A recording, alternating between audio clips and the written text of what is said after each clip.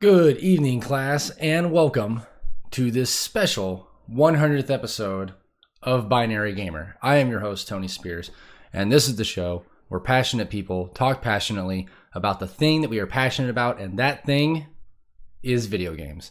So we're just going to get the business out of the way, like up front, because I want to get into the celebration. I want to get into this very, very, very special episode. So Binary Gamer is a podcast you can find all the places you get your podcasts: iTunes, Stitcher, Spotify, Google Podcast. If you can listen to a podcast on it, you can listen to Binary Gamer. You can also find us over on YouTube.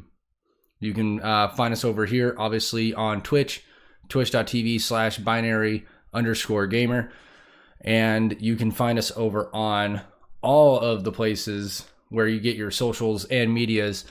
Instagram, Facebook, Twitter. You can hit us up over there. I've been dabbling in Reddit. And by dabbling, I mean I've been lurking a lot. And yeah. Happy 100th birthday, says Roy Garius. Well, it's actually, thank you. Yes, it is the 100th podcast. And this is a very special episode because we're going to be taking some Q's, giving some A's. That's questions and answers. And also, I'm going to share the story of how we got here. How this really dumb idea that I had turned into 100 episodes of what I consider to be a pretty awesome show. I mean, I'm a little biased, but yes, we have finally made it.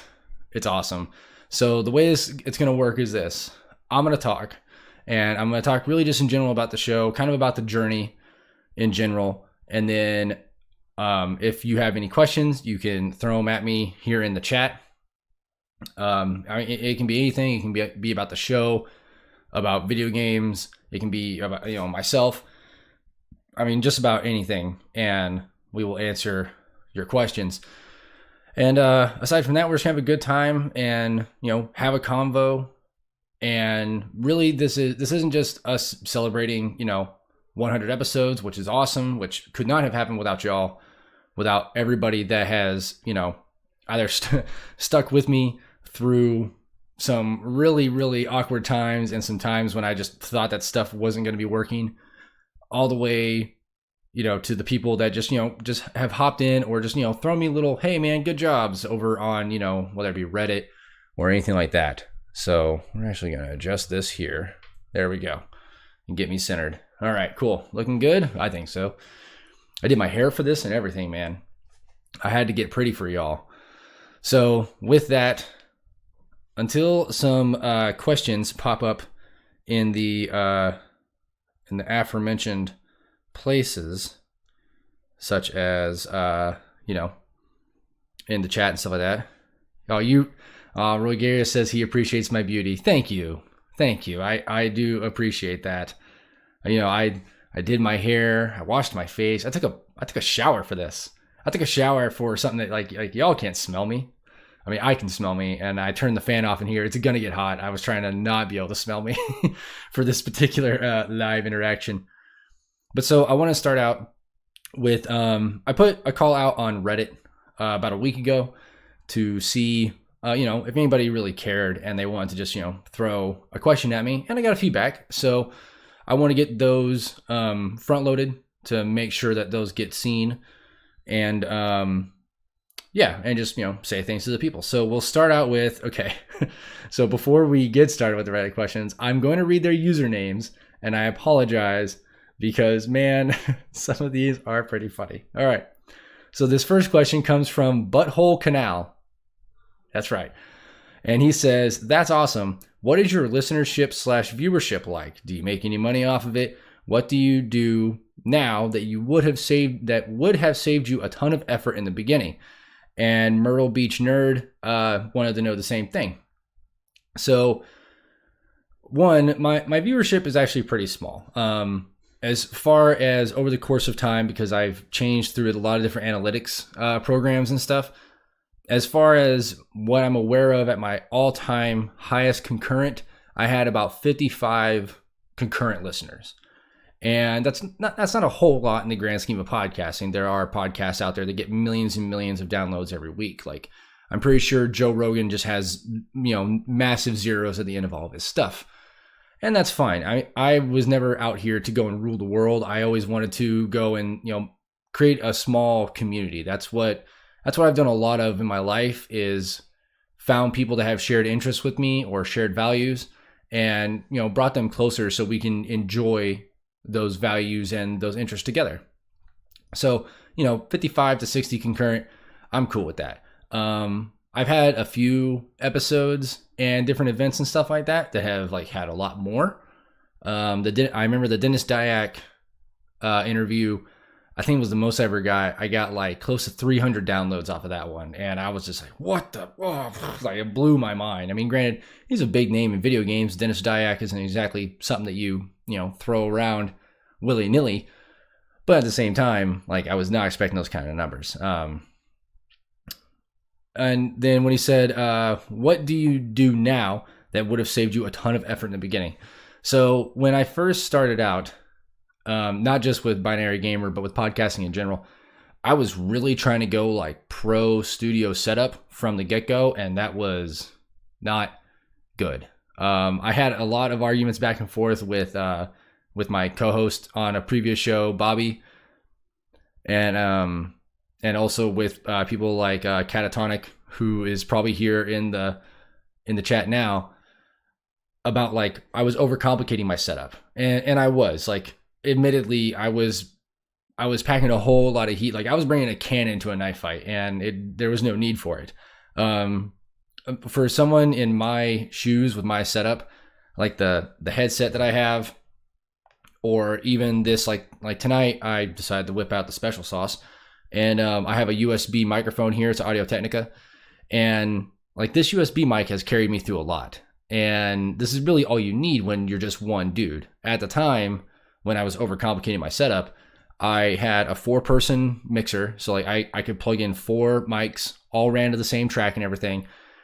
It had audio in, audio out. Like I could, monitor from like 4 different sources and stuff, but it required me to do so much as far as setup and just space management and everything else. I was overcomplicating the process, and it sucks because at the time I thought I was preparing for like something bigger. That's what I saw in my head. I saw this show blowing up into something huge. And while it has grown, I'm not saying that, that it hasn't. I don't have 4 people in studio with me.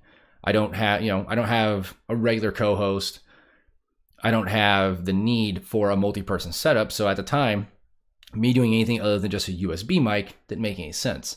Now, once I did get this for Christmas, it's a Sennheiser Gaming 1 headset, and it's awesome. It has some of the best audio I've ever heard out of a headset, and the mic is really good. So I experimented with using that over the USB mic, and was doing that back and forth until I finally realized, hey, like, these are both interchangeable. The headset is good because it helps me to have my hands free, and I don't have to worry about something in front of me. Whereas, the USB mic is really nice. The audio clarity is amazing. This is actually one of the best rated mics that, you can get for this setup. Is it like top of the line for USB mics? No. But Audio Technica, for the price point and for the performance, you're getting a whole lot out of it. So I really couldn't complain. Like I said, I swapped back and forth between the two.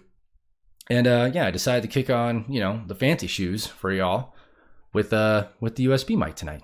And that's really it. The lesson I've learned over time is just, in the beginning I was overcomplicating things, and I just need to, to simplify it. And that's what we're doing now. So the next question is, before Binary Gamer, did you do any other podcasting or blog vlog style of media? And this comes from Cage Vidjon. Cage, yeah, VJIJON, Vidjon. We'll go with Cage Vidjon. And that's everything from Reddit. So, yes, before Binary Gamer, I was a part of a lot of projects, and none of them had legs. Well, one of them had promise. So let's, this kind of leads into like the beginning of the journey and the start and how that all came to. So let's go all the way back to the beginning. So while I was in Germany, I was stationed there because the United States Army was like, you need to tour Europe. And I was like, okay. Went over to Germany, and I didn't care to listen to German radio. Not because they didn't play decent songs. Well, they played decent songs, but their idea of like current hits was stuff that was like out, 5 years ago in the States. It was really weird.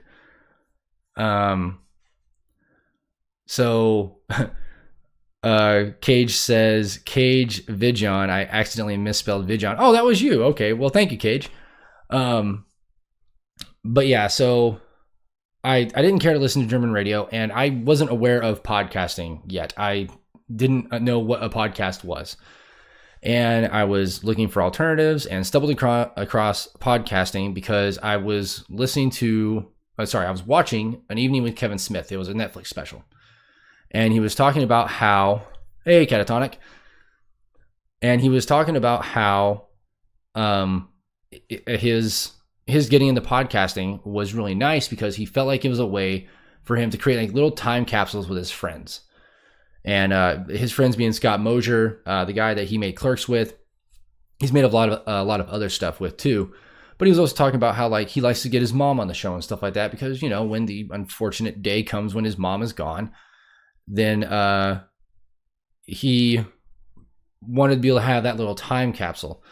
Du hast German radio. Well, I didn't hate German radio, but that's from Brandon Iaz85. Hey, Brandon, what's up, man? So he was talking about this, and he was talking about how he had this show, Smodcast, and I was like, oh man, I'm gonna listen to this show because I love Kevin Smith. I thought he was hilarious. I mean, I still think he's hilarious. So I started listening to his show, and I realized, oh man, he has all these other shows. And for the record, I think Kevin Smith podcasts more than he does anything else. Like he records, smokes weed, makes movies, like in that order. So I started listening to all these different podcasts, and then I started listening to Hollywood Babylon, which he hosts with Ralph Garman, who is a hilarious comedian and a great, has 101 impressions. So anyway, I started listening to that, and he said the thing that got me into this and has caused so many people that I love and care for massive headaches. But he was like, well, anybody can make a podcast. Anybody can sit down with a microphone, and, hooked up to a computer or whatever, and gather a bunch of friends around and just talk. That's all you need to do. And that is a podcast. Whether anybody listens to it or not doesn't matter. It still is the thing. And if nobody listens to it, then you still have it. So Cage says, funny story, he didn't smoke weed until about 6 years ago. Well, as far as I know, as long as I've been listening to all of his content, he's been smoking weed for a long time. But yeah, I think he mentioned that he started smoking weed while he was filming Cop Out because working with Bruce Willis caused him so much stress that he was afraid he was going to blow up on somebody. I'm also going to be drinking coffee during this episode because Daddy's a little worn down and Daddy needs a little pick-me-up. Plus, I love coffee. And with that, let's get back to it. So, like what he said, like rang true to me in a hardcore way. I was like, damn, man, he's right. Like anybody can make a podcast. I can do this. Like, me and my friends were hilarious. That's what I think everybody that gets the idea to start a podcast says at some point. They're like, man, like they should make a sitcom off of the stuff that me and my friends talk about. Let's start a podcast. I'm pretty sure that has been said a million times across America and across the world. And for some people it's true, and for others not so much. But that was my idea, was like, well, I can make this thing. I can do this thing. Let's just go do the thing. And if it's fun, we'll keep doing it. And if it's not, then we won't. And we won't really lose anything on it. So I got back to the States and decided that that's what I was going to do. And I started out really small. The funny thing is this. I actually just realized this now. It all started with this laptop. The one I'm using right now to stream this show is the laptop that I started with. And essentially, the way it worked was I had this laptop and I got a USB mic, not this one exactly, but I got a USB mic and I said to myself, okay, let's go and do this thing. And me and my buddy Bobby and his brother-in-law Travis sat down and we started Reflective Riot. And Reflective Riot was just the three of us just smoking and joking and talking and, having a good time while doing it. But I mean, it was just three talking heads. And there's a lot of those out there, some that work and some that don't. But for the most part, it was just us hanging out and talking. And we got some listeners in the beginning, and like we were doing it really cheesy where, we were using free podcast hosting and stuff through, oh man, I remember I heard about them through the Smoking Tire podcast because I was listening to them too. I think it was Shoutcast. I can't remember off the top of my head, but it was a free service. It's like, oh, if you don't go over this bandwidth, it's free or whatever. And I was like, sweet, pay no money, sign me up. And so we started doing that, and then we ran that show for a while. But then we came to a crossroads at some point where I wanted to do more, but Bobby just kind of wanted to keep it, he wanted to keep it fun. And I understand that. Like now in retrospect, I realized I was kind of an asshole because I had these delusions of grandeur, and I thought that we could take over the world. And I was, first off, horribly mistaken. But at the same time, I was like, well, I mean, let's give it a shot and see what happens. And like, again, I was at the point where I was overcomplicating things. I wanted to buy this huge, big mess of a mixer, and it was going to cost a lot of money. And Bobby was like, no, man, we can just get multiple USB mics that, he found a bunch on, I think Craigslist and stuff. And like, we were trying to do that. And then we realized that was causing like audio sync issues. And I that's when I started learning a whole lot about audio. I started learning like what CPU timing was, and why 3 separate USB mics hooked up into a computer are eventually going to desync after a certain amount of time. There was literally an episode where I spent 4 hours editing it to line up the audio because Bobby's microphone drifted ahead 1 second and Travis's drifted ahead like 0.8 of a second, which doesn't seem like a lot, but when you're listening to it, because of the proximity that we're in, and then you have the overlap of the audio, it sounded like in Dragon Ball Z when they fuse, and there's the layer of the voices, the 2 voices saying the same thing at the same time. Imagine that, but it's 3 people and they're slightly out of sync. It drove me bananas, and so I edited that video down, the audio down, and I was like, never again, never gonna do this again. So that's when I went and I bought the mixer and started going from there. Well, at some point, me and Bobby and Travis decided to part ways with Reflective Riot. And I kept it going for a while. It became more of a variety show at that point. And I realized that it was a lot of fun, but it wasn't what I wanted to do. I wanted it to be more focused. So I decided to put Binary Gamer down, and I had experimented with a video game only podcast. It was called Pixelize. In retrospect, that was a bad name. I still to this day think that Reflective Riot is the best name I've ever come up with something ever. And it makes me sad because I've always wanted to like launch a website that was just Reflective Riot, and everything else that I ever did would just kind of funnel down there. But I realized that that's probably a thing that's better left dead, or at least if not dead, then not with me. In fact, I'm probably going to end up just giving the domain and the name and everything to Bobby, and just continue on with what I got going on here. I built Binary Gamer up myself. I figure I can just keep on doing this. So I started Binary Gamer, and the whole premise of the show came from me essentially taking Stephen King's advice, which is weird to say now in retrospect, but it's true. I read in a book that he wrote called On Writing, and his whole thing was you can usually come up with a story by taking something ordinary that you do or that people do and putting it in a different setting or a different context. So he was like, if you know someone that's a coal miner, make them coal miners in space. You can create drama and create a setting with coal miners in space. If you are, if you're a professional race car driver, then make them a professional race car driver that gets thrown back in time. It was about taking something mundane and putting it into a extraordinary scenario or, circumstance. And I realized that I could kind of do the same thing by taking something that I love, which is video games, and something that I love doing, which is teaching. And that's essentially the entire premise of Binary Gamer.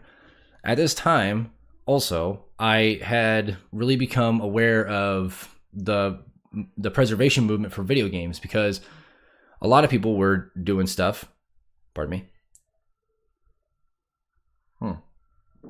in the games preservation space.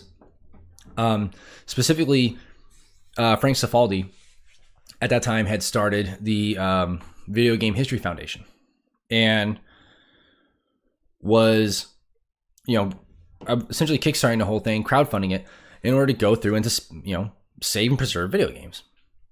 And I thought this was, a great endeavor, obviously. And so along with that, I started to realize that there's more to just video games than the entertainment aspect of it. At some point, you've been playing video games your entire life. You start to look at video games as more than just entertainment. You look at them as art. You see them as an artistic medium, not just in the presentation sense, but also in the delivery of story, the advancement of different games in the medium, advancing the medium because they evolve and they change, and because they bring in new mechanics. They explore different boundaries when it comes to subject matter. The delivery is made different. A good example is, the transition to VR now. And I realize that that's really important, and it's important to talk about. And it's also important that people understand how it works, because, the average, this is going to sound bad, but the average dude bro that just, buys Madden and Call of Duty every year, and that's what he plays on his Xbox with his pals, he's not going to care. But it's not necessarily for him. It doesn't mean that video games aren't for him, or her for that matter.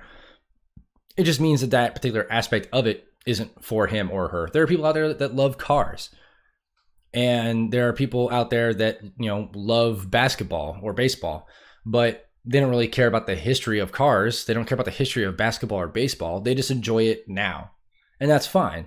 But there are those people, you have the Jerry Seinfelds of the world that are obsessive about cars, about the history of this automobile, why it's a marvel of design, or people that are really into, the history and the lead up to what basketball is now, starting all the way back, from the very origins, or people that follow a team all the way from its inception to, the present day.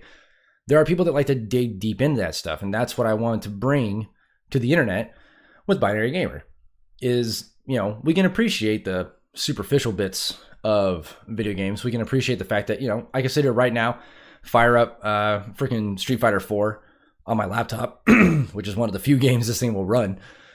But, and I can sit here and I can play it and just have a good time. But there are also those people that love Street Fighter because they've played every iteration of Street Fighter, and they know the history of Street Fighter, and they know that it's great now because of how it's evolved from maybe not so great times.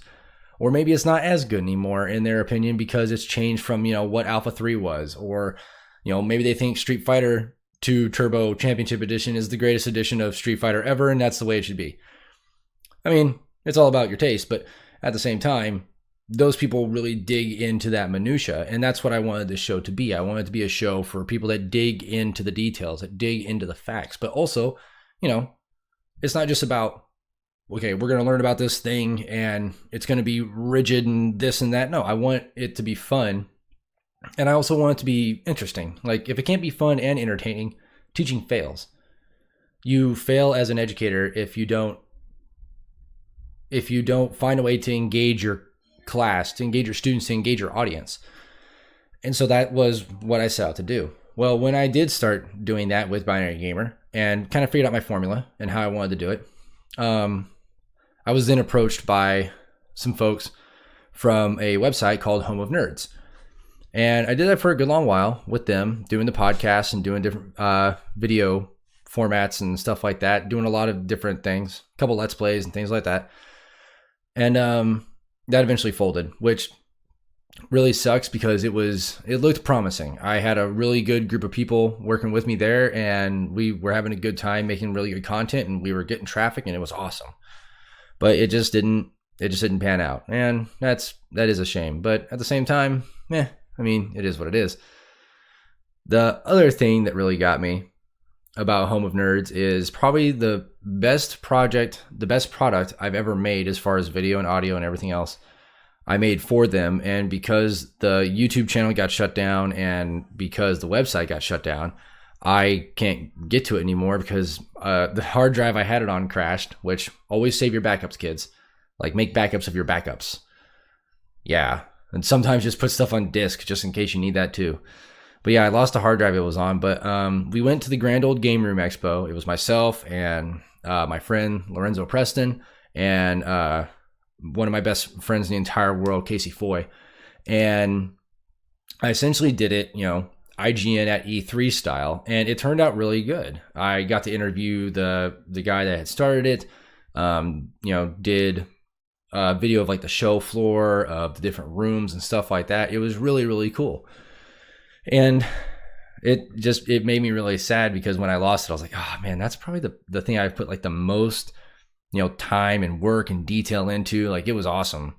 And there's still an episode way back. I think it was like episode 36 or somewhere 36, 39. It was in there, but it was a post Grand Old Game Room Expo episode. It was really cool. It was myself, Casey, and Lorenzo, all in the hotel room that we were sharing. 3 guys, 2 beds. You figure it out. And it was really good. It was a good episode. It was a lot of fun to do, and it was a lot of fun doing that with those guys. And so I wanted to do more of that kind of stuff. Of course, I haven't gotten a chance since, but I mean, it was still a lot of fun.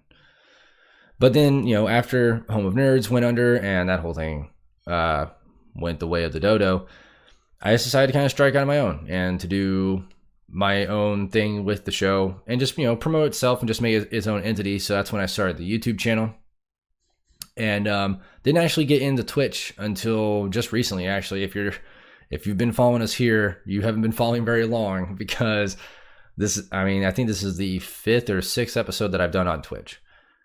And I do like it this way. Of course, I'm again running into hardware limitations left and right. It seems like no matter what I do, a CPU is always in my way. There's always a central processing unit somewhere that's like, nah, homie, you're not gonna do this at quite ninja levels. And that makes me sad. But regardless, it's been a lot of fun. This transition into doing it live has been a lot of fun. The interactions with the people in the chat have been great. Of course, it's usually a lot of my friends and stuff, and that's fine. Like, I'm not expecting, some rando to come in there and to check it out, but it is cool that, I have a discourse back and forth. And it's a lot of fun to do. It's a lot of fun to make. And that is kind of what led us here. The crazy thing is, it didn't dawn on me that we were closing in on episode 100 until a couple weeks ago. And I was like, holy crap, like this is it. This is the longest running show I've ever done. And it feels really good. It feels really good to have gotten this far. To look back now and be like, man, I didn't realize that I had stuck with this thing, not just because I like doing it, but because I realized there were people listening. And that was a great feeling when I realized that like there was always one. There's always one person out there. And that's kind of what I always told myself, regardless of which show I was doing. I mean, but especially with Binary Gamer, and I've said this more than once on this show, but it is true, and it's the thing that's driven me this far, is as long as I know for a fact that at least one person is listening to the show, I'm going to keep doing it. And maybe that's dumb to think of it as I'm doing this for one person. I'm only doing this for, a singular person in the world out there that actually gives a crap about this show.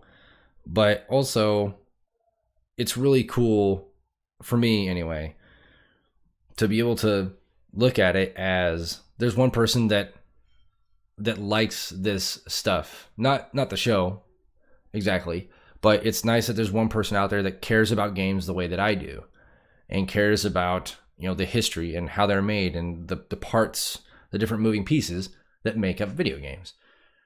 And that's really cool to me. And that's what has kept me going this long. And then you go long enough and you realize, crap, man, we're at 100 episodes. I should probably do my hair for this. I should probably clean myself up for this monumentous occasion. And here we are. But that's really it. That is the story of how we got this far. And again, I do want to thank everybody that has ever downloaded or commented, shown any type of support or love for the show. I thank you all really from the bottom of my heart. To all my friends, Roy Garius, Catatonic, Cage, Chigas, to all of the people that have, stuck with me and believed in me. Chigas is like my professional hype man. Like every time I think that I'm not doing good, he sends me some meme that just like reinforces how awesome I should feel about it. And that's pretty rad. But yeah, thank all you guys. Like really, thank you. So with that out of the way, if anybody in the chat wants to ask a question, if anybody wants to chime in with maybe their thoughts on the show, I will answer. I will cue your A, or I will A your cues, and we'll have a chat. So let's do that. So what I do want to do while I'm waiting for questions to come through is I'm going to talk about some of my favorite moments that I've had in this long journey, long weird road that brought us to episode 100. So starting off, I'm going to go with the Dennis Dyack interview, which I mentioned earlier, but that is probably one of the favorite things that I've done, and also had me the most nervous. I don't typically get nervous, especially talking to people. I can literally talk to a brick wall as long as I think it's listening.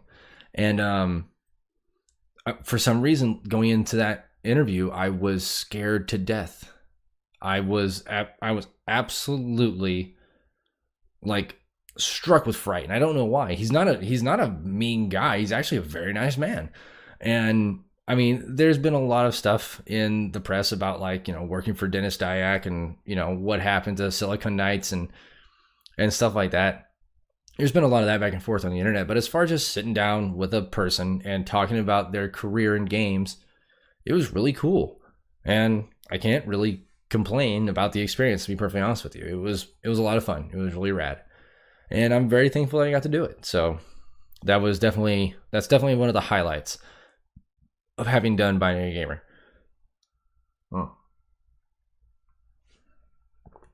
Follow that up with, of course, the grand old Game Room Expo. That was just a lot of fun, and it was something that I realized I could have never pulled off without help. There's no way me as one dude, solo dolo, was going to make that work. And it was hilarious because at the time I was trying to borrow a video camera from a friend, and that fell through. Luckily, I got a microphone from a buddy of mine, and it was funny because I got there and I was like, what am I going to do? And Lorenzo was like, well, my phone shoots in 4K and it's a pretty good microphone. And I was like, screw it, let's do it. And it worked out pretty well. Now, if you had gone back and looked at it, a lot of the spots where I was walking around the show floor and showing different cabinets and stuff like that, you could hardly hear me. The din of noise going on inside that showroom floor was, it was crazy. By the time the first day was over, I was already hoarse, and I was like, crap, man, I gotta save my voice. I don't know what I'm gonna do. It was getting really bad. If I'd had if I'd had a simple microphone, just a little, hand mic, something like that, it probably would have saved my voice a lot, but it was still worth doing. It was still a lot of fun. And again, I couldn't have done it without Casey and Lorenzo. There was no way I could have pulled that off by myself. So I appreciate those guys more than they could possibly know. And it was a lot of fun. It was, like I said, probably one of the highlights of doing the show has been the Grand Ole Game Room Expo. And then let's see. So something else as far as just podcasting in general, I learned too that subject matter and audience can make a big difference. And I learned that because there was a time where I was producing a show called Frontline Facts. And it was ran by this guy, Randy Peterson. He owns Frontline Games there in Clarksville, Tennessee, where I call home. And it was funny because I was like, man, you know more about Magic the Gathering and like card games and board games and stuff like that than anybody else I've ever met. I was like, you should host a show where you talk about, Magic and talk about this and talk about that, because you could probably bring in a pretty good listening audience. And he was like, oh, I don't know. And I was like, oh man, just, like minimal startup cost. The most you gotta do is buy yourself a Blue Yeti so you can capture a bunch of guys in a room and just give it a go. Like, what's gonna hurt? So he got himself a Blue Yeti and did basically what I'm doing here, where he was recording to a laptop. And oh man, I am just burning through frames. If this is getting unwatchable for you guys, I really apologize. It's gonna be great audio for the listeners, so. But yeah, this thing is this computer's hurting really bad. So I do apologize. Sorry. But anyway, I was like, yeah, man, go ahead. And so at the time I had switched to a different network where I had free hosting, and really the only limitation was like, just make it something marketable. Okay, fine. So Randy started doing his show and he started pulling in ridiculous numbers. Like right off the bat, it was crazy. Now, granted, that I feel like a little jilted because he was doing 20 times the traffic that my show was. I'm not gonna lie, a little bit. But it was also really funny to me because at one point, the guy that we were hosting with was like, I can't host Randy's show anymore. And I'm like, why? And he was like, I can't afford the bandwidth. I'm like, what are you talking about? And so he goes on to explain that the more people were downloading it, the more it was costing him in bandwidth, but he didn't know how to market it. And I'm like, it's literally a podcast about like card and board games. Like, you should be able to sell this to anybody, and it's getting ridiculous numbers. And he just couldn't figure it out. So we ended up having to part ways with them because they didn't want Randy's show. And I was like, well, if you're not taking Randy, then I'm gone too. And so I left. But yeah, it was just funny. I produced that show for a long time until it got hard to balance. And so I made sure Randy knew what he was doing and how to handle things on that end. And as far as I know, he's still doing the show. And I imagine he's still doing, ridiculous numbers. And I'm happy for him. Like it was good because it actually helped bring in business to the shop. At least that's what I was told once. So if it helped in that way, that's great. Another funny story was when I got to Korea, which I was still doing this show from Korea. It was just such a pain to have to get the timing right, because I'd like to release the audio version of it and everything on Monday. And it got hard because I was like, okay, if I do it Sunday, I have to wait until Tuesday to release it because that's Monday in the States. So I finally got to the point to where I was recording on Monday, and then I would just release it that night. So then by the morning time in the States, everybody had it anyway. It was like, I'm horrible when it comes to like calculating out, like I'm 6 hours ahead, which means if it's 10 o'clock here, then it's 8, like no, I hated that. So I was like, all right, well, I'll just have to adjust the schedule. And, it's funny because when I first got to Korea, I was not in a good way. I was in less than optimal living conditions, I guess you'd say. And like the internet that I had wasn't great. My computer still hadn't gotten there because it was going to take forever for it to get there. So I had this laptop and this microphone, and that was it. And so I was like, well, let's go and do the thing. And at one point, the laptop was giving me troubles. Like it would not boot. And I was like, oh no, this is no bueno. What am I going to do? Holy crap. Like I was like convinced that it was game over. And I was like, no, I can't, like, I'm not gonna be able to do the show while I'm here. I can't go a whole year without doing the show. Like I'm just done. I'm done. Like we're just gonna wrap it up and call it a day. And I didn't give up.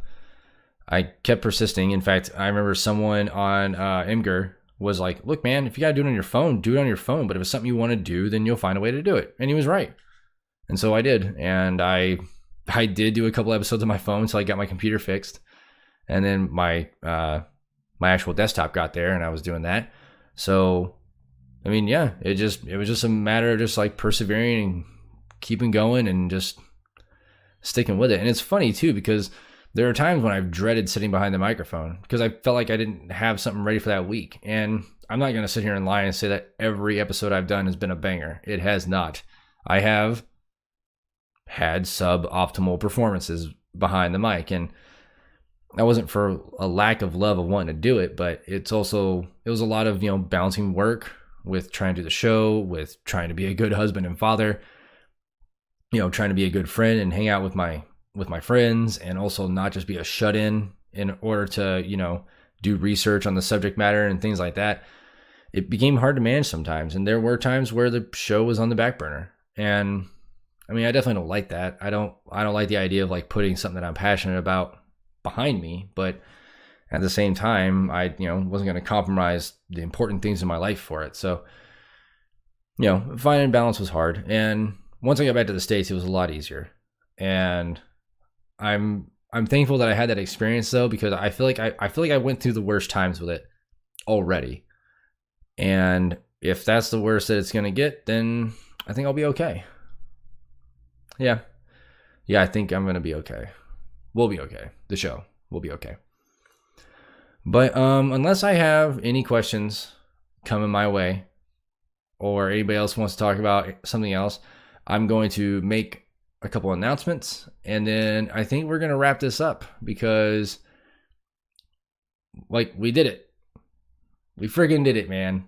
100 episodes. I can't believe this. I think about the whole way through and the time that I've spent on this show and doing different things and experimenting and trying different stuff, and like what has worked and what hasn't. And man, it's crazy to think that we got this far, that like we made it this far. That is awesome to me.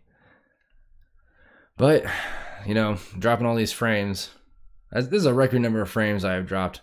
It's 8,440 thus far. Well, my coffee's getting cold. Oh, here's a question from Cage. Where do you hope to be at 200 episodes? So that's actually a very good question, and thank you. So what I want to do where I want to be at 200 episodes is I want the full mission statement of the podcast and what I feel like it has evolved into to be more widespread. And this is what I mean. So I realize that when I finally retire, which isn't going to be very long from now, it's 5 more years, and then I'll be retired from the Army. I'm going to do this full time. Not the podcast per se, but I'm going to use Binary Gamer as a vehicle to do some good. And what I want to do is I want to use Binary Gamer as a vehicle to partake in and promote different charities for different causes. Things like Stack Up, the Wounded Warrior Project, Extra Life, and various other charities. I want that to be the focus of what we do outside the podcast. I want the podcast to still be what it is. It's going to be, fun, educational, and we're going to learn something. And I want everything else that Binary Gamer does on like YouTube and Twitch and in social media and stuff like that to focus more on taking part in, raising money for and bringing awareness to these different charities and stuff. Because I got into Extra Life because of my son. Alex was born with low muscle tone and a developmental speech delay, and because of that, he's had to get different treatments from different specialists and stuff like that. He goes to speech therapy. He's been through occupational therapy. He sees an audiologist, things like that. And I get a huge respect for the medical community that helps kids like him out. We started going to see all these specialists at Vanderbilt Children's Hospital there in Nashville, Tennessee. And I heard about Extra Life because of Rooster Teeth. They go and raise like so much freaking money every year for Extra Life, and they do amazing work. And if you don't support anybody else all year long for Extra Life, you should go and support them, because they go all out for Extra Life, and they're doing great work for their charity, for their hospital. It's I believe it's the Dallas Children's Hospital in Dallas, Texas. Rooster Teeth is based out of Austin. So I believe that's it. I'm not 100% sure, but I know that they raised, like, I think last year they raised over $1 million for them. And that's amazing. It's amazing that people could use the platform that they have to raise money for such a cause, and especially for cancer research for kids, for like making different programs for disabled veterans, doing these different like programs and events for Stack Up, where they send care packages full of video games and stuff downrange, to places like Iraq and Afghanistan, to different soldiers. They go through and send them to different events, like things like Comic-Con, E3, PAX. The Wounded Warrior Project, taking care of soldiers after they transition out of the Army, after they've been hurt in the line of duty. All of these different charities and stuff. And I don't want it to just be, it's not going to be just veterans centric, and not just, children's medical research centric. I want to try and help out my fellow man. Because when I get out of the Army, I feel like I still need to do that. I still need to help in some way. And I'm not talented enough to go and build someone's house, for them somewhere. I'm not able to, Dell's Children's Medical Center. Thank you, Cage. And yeah, it's definitely something that I want to do. I want to be able to help people, and the only things that I'm really good at are sitting behind this mic and talking, because like I said, I can talk to anybody and talk just about as long as I want about anything. And I know games because I've spent my entire life playing games. It's probably the only thing I know better than my job in the Army, or just how to be a soldier in general, is video games. And so if I can take those two things and I can marry them together, and I can use it to do some good in the world, that's what I want to do. And that's what I want Binary Gamer to do.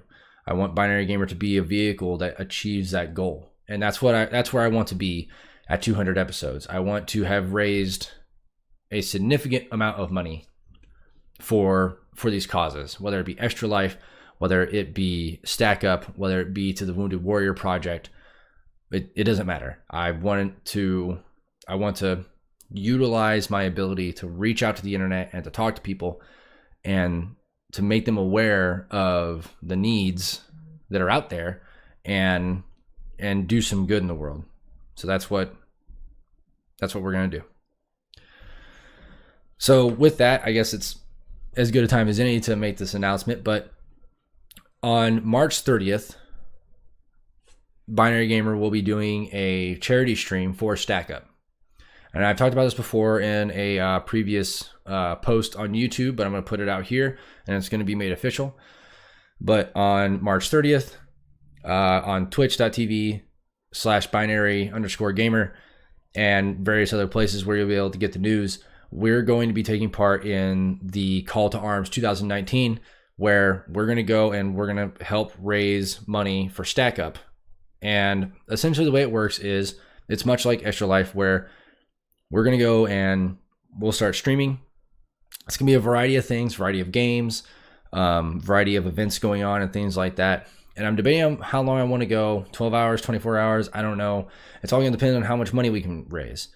My goal is $500, which doesn't seem like a lot, but I don't want to set a huge goal and then it not be met. Now, obviously, if we make more than $500, if we make $1,000, $1,500, whatever, then that's great. And it's all going to go to Stack Up. And it's going to go and support their programs that help not only active duty military, but also help military members that are transitioning out of the military and those that have been out of the military for a while. And yeah, that's where we're going to get started with what I was talking about, with what our mission statement is, where we're going to use this platform. We're going to use Binary Gamer and podcasting and live streaming and things like YouTube and social media to help these charities, to raise more money, to help our fellow man in any way that we can. And that's that announcement. So the next announcement is that in the future, Binary Gamer is going to be trying to monetize. And what I mean by that is this: I don't want to put in a whole bunch of ads and stuff like that into this show, whether it be in the pre-recorded podcast sense the live stream, videos on YouTube. I don't want to put ads in this stuff because it doesn't make me feel good about doing it. And I don't feel like I have control on what advertisers are put into the show.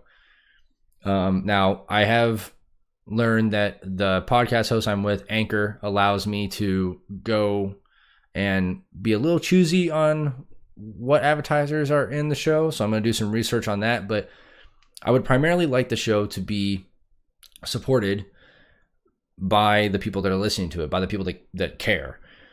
And what that means is that I'm not 100% sure if we're going to try some other model or if we're going to go the Patreon route.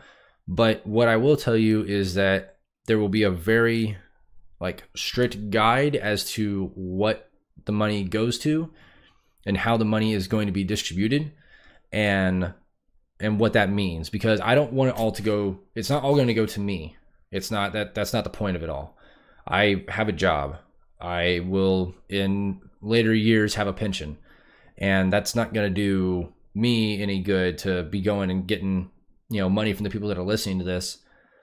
Now, will I utilize some of it? Yes, because I want to make sure I can grow and expand the show to meet the needs of what we're capable of.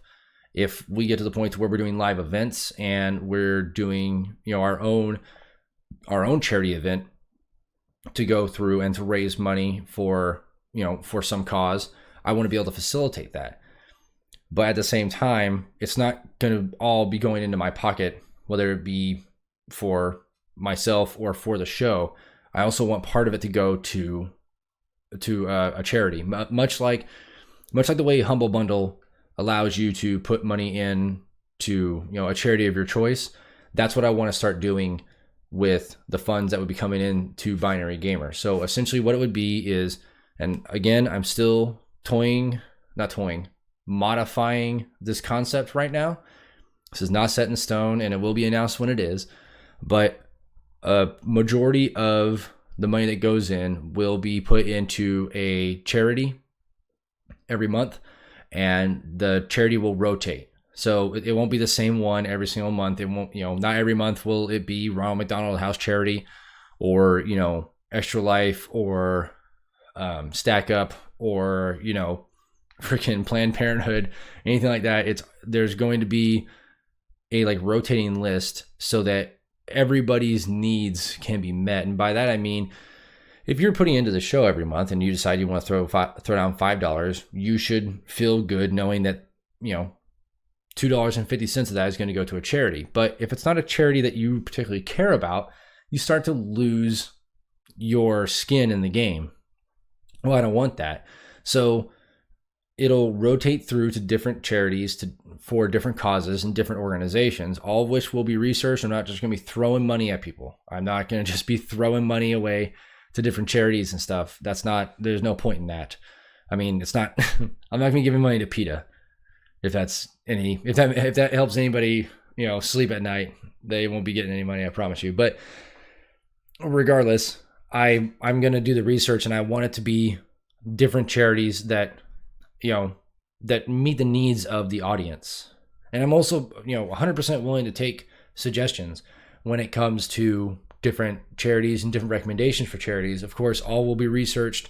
I'm going to go through and make sure that, these aren't just a bunch of snake oil salesmen. But yeah, that's what I want us to do in the future is will Binary Gamer as an entity be using some of those funds? Yes, because I got to keep the train rolling, and we need fuel for the train. And if the last week has been any indication, I'm gonna have to replace parts and things like that. The desktop that I have right now is going the way of the dodo. She's dead, Jim. And I'm not too thrilled about that, but not much I can do about it now. But aside from that, yes, a good chunk of that money is going to go, is going to go to a charity every single month. And of course, that's on top of us doing different live streams and stuff like that for various charities and other events and stuff like that. But just so it doesn't feel like me reaching out there and be like, hey man, I've been doing this thing. Can you A little bit. No, I don't need that. If I started podcasting to make money, I wouldn't be podcasting about video games because the market is so saturated with that. Like, what's the point? You know, like I'm a minnow in a bucket full of minnows. And that's fine. There are plenty of other good video game podcasts out there, but I feel like my goals are different. And I feel like that's what sets it apart. And that's it. Actually, snake oil. Did I hear snake oil? Snake oil can cure what ails you. Stomach ache, snake oil. ALS, snake oil. Oh, catatonic, if only that were true. And this is what I'm talking about. This is why I love this. Because I have people, man, yep. All of you out there have made this possible. I told myself I wasn't going to cry. Not going to cry. Man. But that's all the announcements thus far. That's everything. That is episode 100. Can you believe it? God knows I can't. Oh, it's crazy. And think about it. In 100 more, we'll have a whole nother batch of stories to talk about. Different highlights, favorite moments from that, 2 years and 4 days. No, 2 years and 4 weeks. Sorry. But yeah, it's awesome. Man, it has been so awesome. And like I said, I cannot thank each and every person out there that has listened or watched or even just, reached out and said, hey, good job. I cannot thank all of you enough. Man, it has been a wild ride. And it's only going to get better. The train does not stop. Sometimes that train is on fire. Sometimes that train is barreling down the tracks at a bajillion miles an hour, flames spewing out the stack. But the train does not stop. Binary Gamer will keep on rolling as long as I can do it. And that is my promise to you. I promise that every week you will learn something about video games, we will have fun doing it, and we will do some good along the way. That is it. So with that, thank you very much for listening. Remember, Binary Gamer is a podcast you can catch every single week on all the podcast platforms of your choice, whether it be iTunes, Spotify, Stitcher, Player FM, Google Podcast. If you put 2 pieces of tinfoil in the air and wave them around, you can probably listen to Binary Gamer. You can also find us over on YouTube. Head over there, search Binary Gamer. Check out all the awesome stuff we do over there. Every single week, this VOD goes up there, as well as all of the Twitch streams being archived for myself, Catatonic, all the guys that help out with Binary Gamer on the Twitch and YouTube side. All their stuff is over there. And then, of course, you can find us over on Twitch, twitch.tv/binary_gamer. And you can find us over on Instagram, Twitter, Facebook. Definitely go and check all those places out. Check out all of the awesome stuff that we do over there. All the announcements of anything that's going on get posted in those places. So if you want to follow more about the stuff that we're doing, whether it be charity events, the things that we're working on, if we go live on Twitch, follow us over there. And that is going to do it. That's it. That is episode 100 in the books, baby. Man, that feels good. Can't wait to do it all over again. All right. That's it. Go play some games, kids. Class dismissed.